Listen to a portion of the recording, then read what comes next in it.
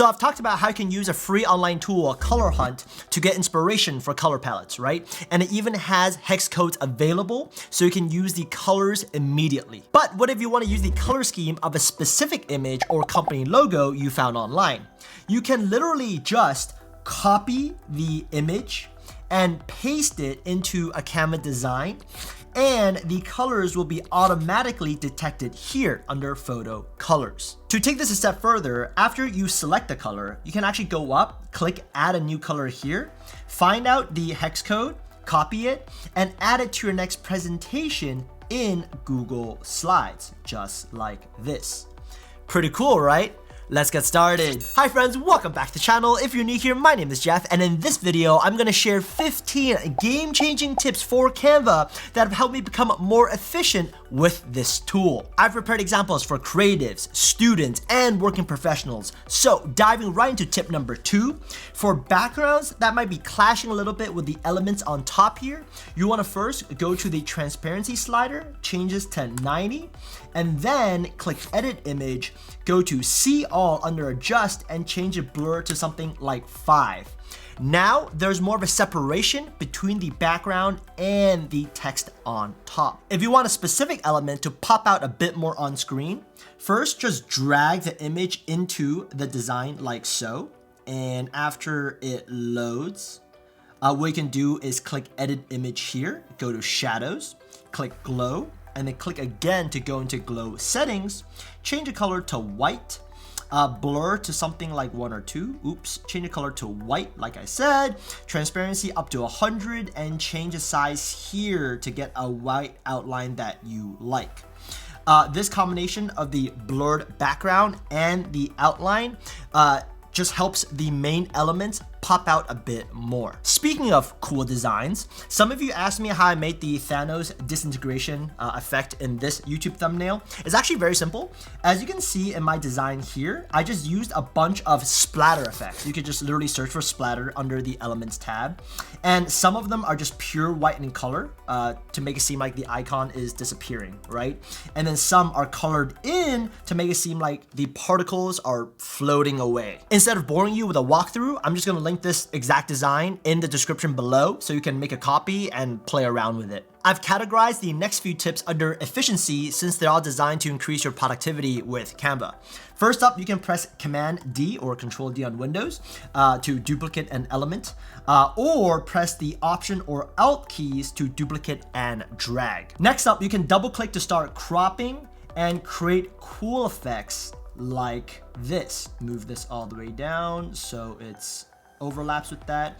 And now since there are 2 images, I can highlight both and press Command G and move them around. I can go to File, Show Ruler, and drag a guide from the left-hand side to the middle here to make sure like this is a line like so. Or I can just go to like position, press center to do the exact same thing. I can press R to quickly create a rectangle like this. This is way too big. Let's get rid of the ruler by dragging it off screen. And then I can resize this just the address is highlighted, change the transparency all the way down like so. It looks much better. And now there are multiple layers. I can actually press Command or Control on Windows and press again to toggle between these 2 layers. Huge thanks to Aurelius Jin for sharing this tip in his Canva tutorial video. Check out his channel for more. Once I'm happy with how like one layer looks, I always like to press lock here so I don't move that layer by mistake. Other keyboard shortcuts you might want to remember: C for circle, L for line, and T for text. And once like everything is basically confirmed, you want to actually zoom out by holding down Command or Control on Windows and just scrolling back. So you can see your design from afar. The next few tips are for students and working professionals alike. If you have a screenshot or like a product mockup you want to include in your next presentation, make it look more natural by going to Edit Image, scrolling down, Smart Mockups, See All, and picking one of these that you like. Alternatively, if you want a more basic look and feel, you can actually just go to the Elements tab and search for frames like so. In your final presentation, incremental small changes like this, before, after,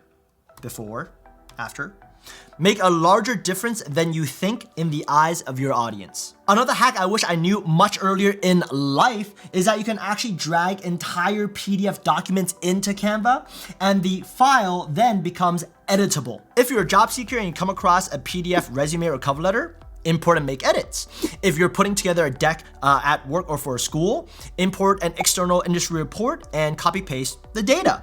If you want to change your credit card statement after Black Friday before your partner sees it, you shouldn't, because lying is bad and we should never do that. All right, next tip, business cards. Interestingly enough, if you're a working professional, you probably don't need to design your own business cards. We were all given new business cards, big enough to set us apart from the competition. But if you are a student, I highly recommend you make one so you can stand out from your peers during the internship or job search process. And because I'm the best and the sweetest, I've actually already created a free template for you to use, and I'll link this down below.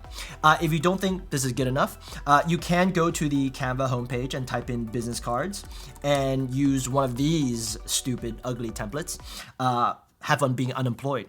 I don't care, whatever. Pro tip, don't actually print these.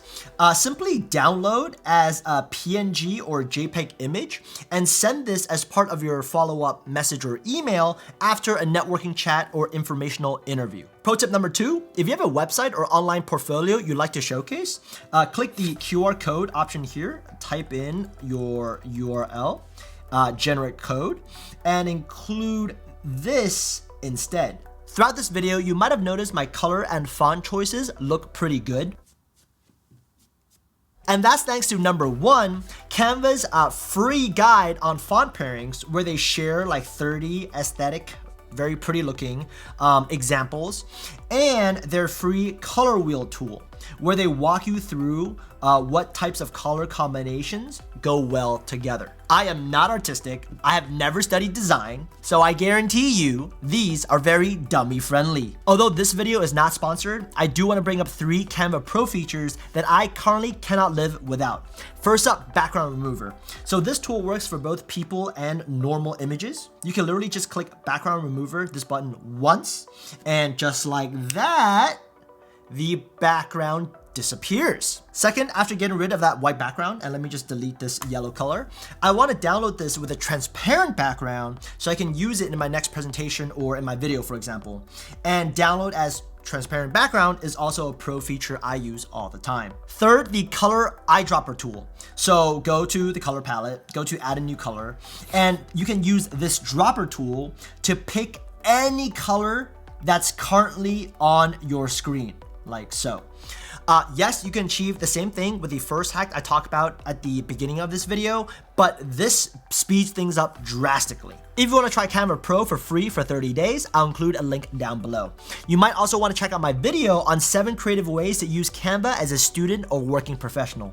See you on the next video, and in the meantime, have a great one.